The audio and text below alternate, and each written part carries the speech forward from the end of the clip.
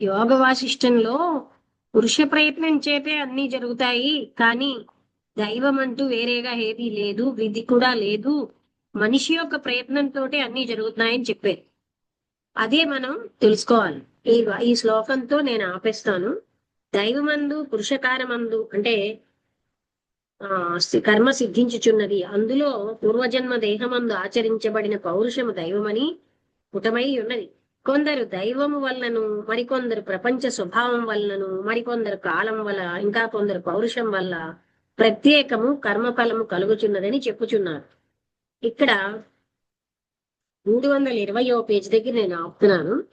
కుశల బుద్ధులకు మనువు మొదలైన వారు అన్నింటి సమన్వయం వలన ఫలము నిశ్చయించుచున్నారు.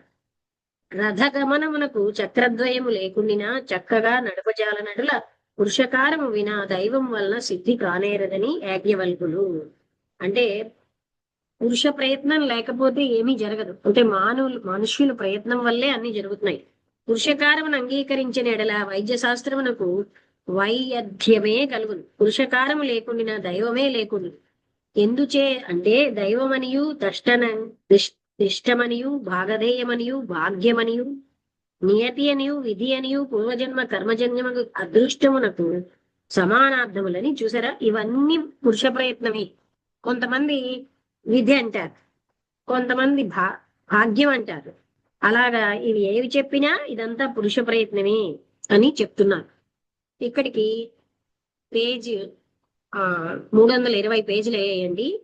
నెక్స్ట్ హెడ్డింగ్ మంత్ర రామాయణము అని హెడ్డింగ్ పెట్టాను. ఇక్కడికి ఆపుతాను.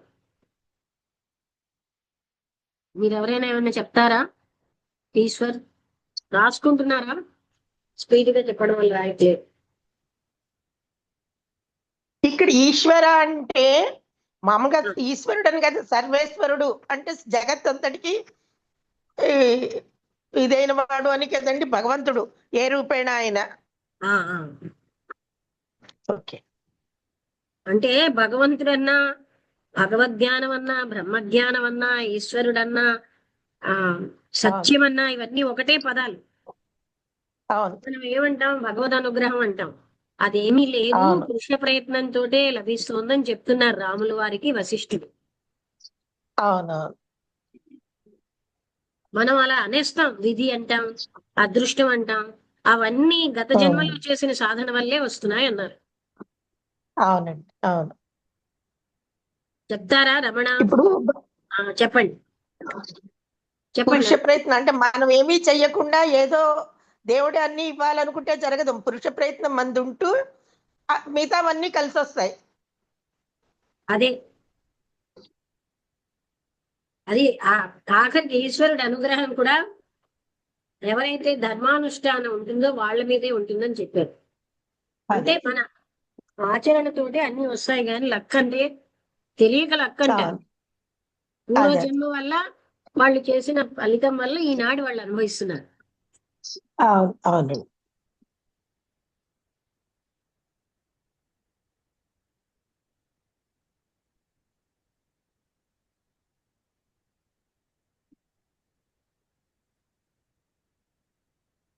చెప్తారా ఈశ్వరు రమణ ఎవరైనా? చెప్తానమ్మా. చెప్పండి చెప్పండి.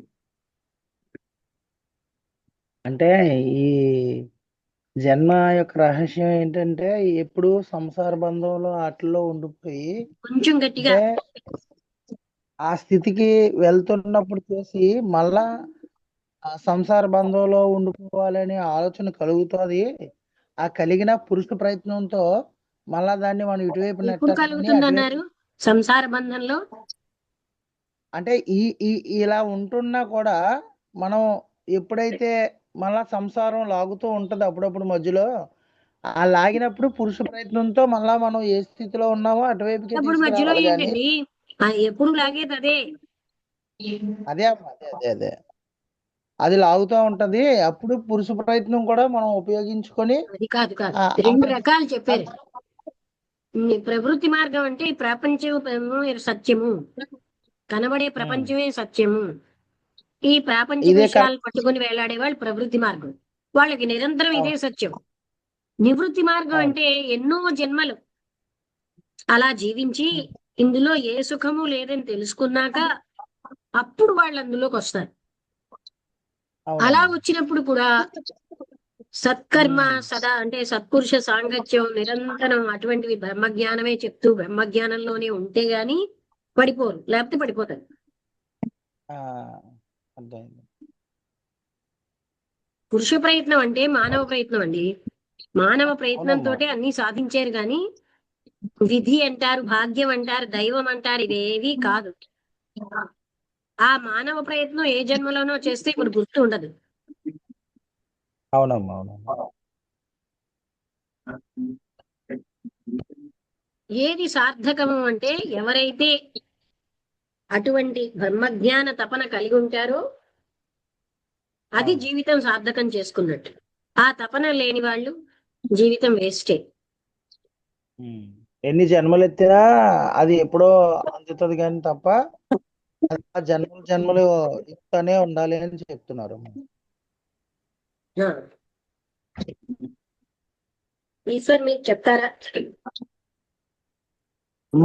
ఇంద్రియ మనో నిగ్రహం ఉండిన వారు బ్రహ్మజ్ఞానం అర్హులు అవుతారని. కొంచెం స్లోగా నెక్స్ట్ స్పష్టంగా అభ్యాసం వల్ల చెప్పాలి, అర్థం అవ్వట్లేదు. ఇంద్రియ మనో నిగ్రహాలు ఉండిన వారు బ్రహ్మజ్ఞానమునకు అర్హులు. నెక్స్ట్ అభ్యాసం వలనే జ్ఞానం సిద్ధిస్తుంది. ఆ ఇంకా అధ్యాత్మ రాష్ట్రం జ్ఞానం అంటే ఆత్మ. ఏమిటండి ఈశ్వర్? అధ్యాత్మ జ్ఞానం అంటే చెప్పండి. అది అర్థం వేరే కాదమ్మా. ఉందా? లేదమ్మా. దేన్ని అధ్యాత్మ జ్ఞానం అంటారు? అభ్యాసం వలనే జ్ఞానం సిద్ధిస్తుంది అని రాసుకున్నాను అమ్మా. అలా మీకు అర్థమైంది చెప్పండి. మనం ఒక పదం వాడుతున్నామంటే ఆ పదం అర్థం మనకు తెలియాలి.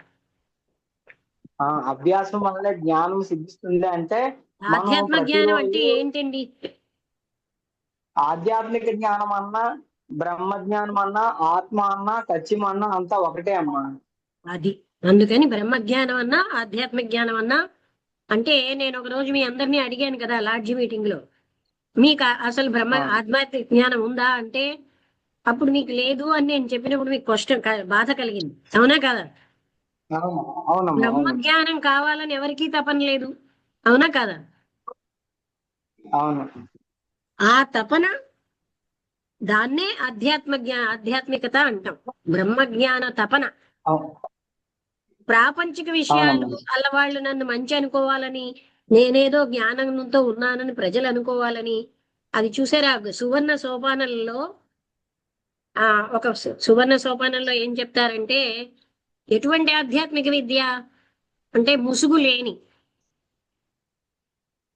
అంటే ఏంటంటే అన్వెయిల్డ్ స్పిరిచువల్ పర్సెప్షన్, అంటే వెయిల్ అంటే ముసుగు, ఆచ్ఛాదన. ఆచ్ఛాదన ఏంటిది?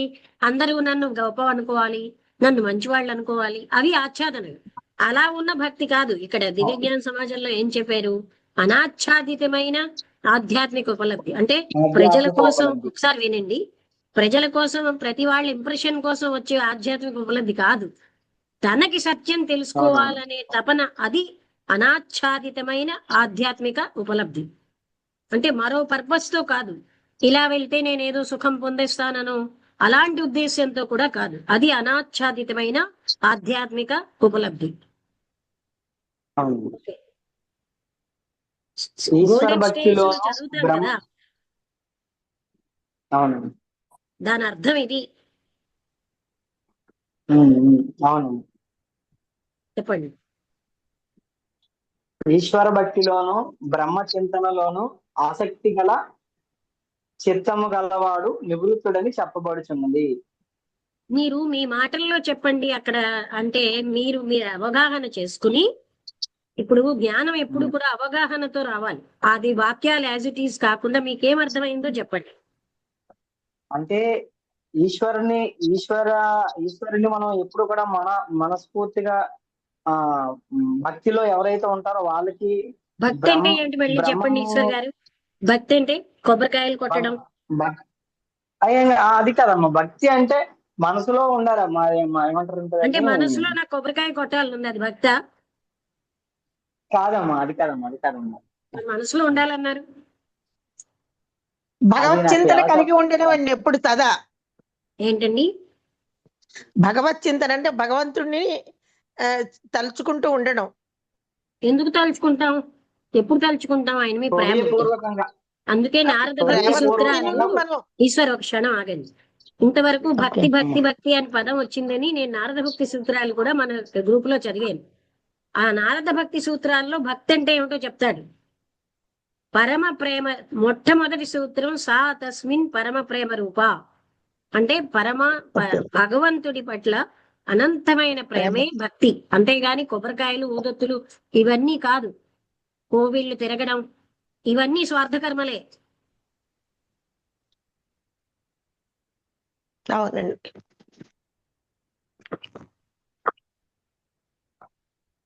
అందులో భక్తుడు లక్షణాలు చెప్పారు. వైరాగ్యం ఉండాలి, దైవమే సర్వస్వంగా ఉండాలి అని నారదులు రాశారు భక్తి సూత్రాలు. ఓకే, చెప్పండి ఈశ్వర్. నెక్స్ట్, సత్పురుషుల సాంగత్యం వలన బ్రహ్మజ్ఞానం అవగాహన అవుతుంది. బ్రహ్మజ్ఞాన చింతన వస్తుంది. బ్రహ్మజ్ఞాన శుభేచ్ఛ అన్నారు కదా. బ్రహ్మజ్ఞాన చింతన కూడా సత్పురుషుల సాంగత్యం వల్ల కూడా రావచ్చు. వైరాగ్యం రావచ్చు. వైరాగ్యం వస్తేనే శుభేచ్ఛ మొదలవుతుంది. అవునమ్మా. ఎన్నో జన్మల స్ఫూర్తి వలన మహాత్ముల యొక్క సాంగత్యం అనేది అందబడుతుంది. అవును. పురుష ప్రయత్నం వల్లనే అన్నీ జరుగును. ఈ పాయింట్స్ నేను రాసుకున్నాను. పురుష ప్రయత్నం వల్ల అన్ని జరుగును అంటే మన ఈ జన్మలో ఉండేటప్పుడు పురుషుడైనా స్త్రీ అయినా ఏదైనా మనం చేసే ప్రయత్నం పురుష వల్ల ప్రయత్నం ఏదైనా, అంటే మానవ ప్రయత్నం అని. అదే అమ్మా, మళ్ళీ స్త్రీ అని వేరే ఆడైనా అనక్కర్లేదు. మగ. అవునమ్మా, ఓకే అమ్మా, ఇప్పుడు అర్థమైంది. మానవ ప్రయత్నం వల్ల అన్ని జరుగును అని రాసుకున్నాను ఈ పాయింట్స్.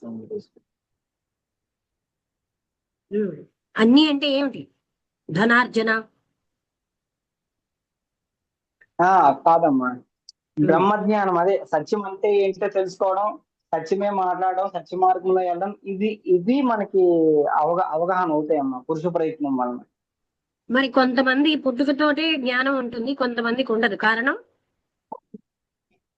పుట్టుకతో జన్మ జ్ఞానం ఇదండి. ఉంటుంది అంటే గత జన్మల యొక్క విషయ వాంఛనల వలన వాళ్ళకి పుట్టినప్పటి నుంచి వాళ్ళకి అది అందుతుందమ్మా. ఏమిటి అందుతుంది? విషయ వాంఛలు అంటే ప్రాపంచిక వస్తు వాంఛలండి. ఒక పదం వాడేటప్పుడు అర్థం తెలుసుకుని వాడండి. అదే గత జన్మలో వాళ్ళకి వచ్చిన ప్రాపంచిక విషయాల మీద ఉండదు, భగవత్ చింతన ఉంటుందండి పుడుతూనే వాళ్ళకి. అవును. ఎందుకని? చిన్నతనం నుంచి. భగవంతుడి పక్షపాతం ఉందా? భగవంతుడు పక్షపాతం, వాళ్ళ క్రిత జన్మ సంస్కారం, ఆధ్యాత్మికత, వాళ్ళ యొక్క సంస్కారాలు వాటి వల్ల ఈ జన్మలో కూడా మళ్ళీ వాళ్ళు పుట్టుకతోటి ఆధ్యాత్మికతలో ఉండగలుగుతున్నారు. Very good. అది కారణం. అంటే యోగ వాసిష్టంలో రాముల వారికి కూడా వశిష్ఠ మహాముని ఇదే చెప్పాడు. ఎన్నో జన్మల్లో చేసినటువంటి పనుల వల్లే కొంతమందికి ఆ భావన వస్తుంది, వాసన. అంతేగాని ఆ దైవం అని అన్నేస్తారు. దైవం గాని విధి గాని కాదు, అది పురుష ప్రయత్నమే. పురుష ప్రయత్నం అంటే మానవ ప్రయత్నమే అని చెప్పారు. చెప్పండి ఈశ్వర్. అంతే అమ్మా, అయిపోయింది మరి. అంటే ఇప్పుడు నేనేమంటున్నానంటే, మనం రాసిన దానికి విషయ వాంఛలు అంటే మీరు ఏమనుకుంటున్నారు? విషయాలంటే ప్రాపంచిక విషయ వాంఛలండి. ప్రాపంచిక విషయాల్లో ఆసక్తి ఉన్న వాళ్ళకి బ్రహ్మజ్ఞానం ఎలా వస్తుంది చెప్పండి? దానికి పురుష ప్రయత్నం అవసరమే. ఏ ప్రయత్నం చేయకపోతే మీకు డబ్బు ఎలా వస్తుంది? కానీ ఇక్కడ పురుష ప్రయత్నం ఏంటి అంటే ఇది కూడా మానవ ప్రయత్నమే. పరమాత్ముడే సత్యమే శాశ్వతమైనది అని ఆ భగవతత్వం వైపు ప్రయత్నించేది. ఆ ప్రయత్నం వల్లే ఏది ప్రయత్నిస్తే అదే వస్తుంది. మనకి ఉదాహరణకండి, మన వెంకటరమణమూర్తి దీంట్లో కుమ్మరివాడు భగవద్ధ్యానం చేస్తూ ఆ మట్టిని ఇలా పువ్వులు ఇలా వేస్తుంటే అవి బంగారు పువ్వులు అయ్యాయి అంటారు. ఎందుకంటే వాడు వృత్తి వాడు చేసుకుంటూ భగవత్ చింతనలో ఉన్నాడు. అయితే అది మార్కింగ్ కాదండి. బంగారం పువ్వు లవకపోతే భగవంతుడి అనుగ్రహం లేదని కాదు. అంటే అంటే మార్కింగ్ అని కాదండి. అంటే వాడు అతను వేసింది మట్టి అయినా కూడా అక్కడ భక్తితో చేసేటప్పటికి అలా అయ్యింది అని. అంటే ఇంటర్నల్ గా ప్యూర్ గా నిజమైన భక్తి ఉండాలి అని అక్కడది. అక్కడ బంగారం బంగారం పువ్వులని పువ్వులు కాదు. అంటే ఆ భక్తి వల్ల ఎంతైనా మారి జరుగుతుంది. ఆ భక్తి వల్ల భగవత్పాదాలు తగిలేటప్పటికి ఆ మట్టి కాస్త అలా అయింది. అతను భక్తితో ఎందుకంటే వేశాడు. అతని యొక్క భగవంతుడికి భక్తిని మట్టి కొలమానని చెప్పారు అక్కడ. బంగారం ఒకటే. ఏమంటారు? అదే అదే మనకే అవును. తేడా. అంటే అతని యొక్క మానసిక యొక్క ఎంత భక్తి ఉంది అన్నది అక్కడ చూపించారండి. అక్కడ బంగారం కాదు క్వశ్చన్. ఎందుకంటే ఇంకో దగ్గర ఏం చెప్తారు, బంగారం పువ్వులతో పూజించినా భగవంతుడు ఆనందించడు. ఎందుకు ఆనందించడు? అవును అవును ఆయనకి బంగారం ఏం ముఖ్యం కాదు, మన భక్తి అవును. ముఖ్యం. మన భక్తి ముఖ్యం.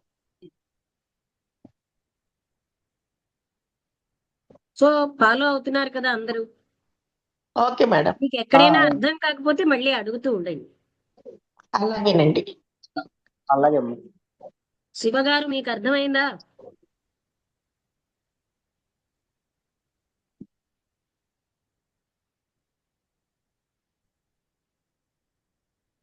శివ సత్యనారాయణ. రాధ గారు అర్థమవుతోందా?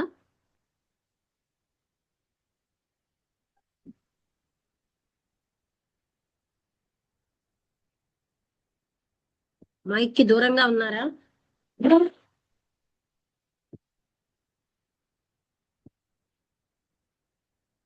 ఓకే, అయితే ముగించేద్దాం. అలాగే మేడం. ఉం.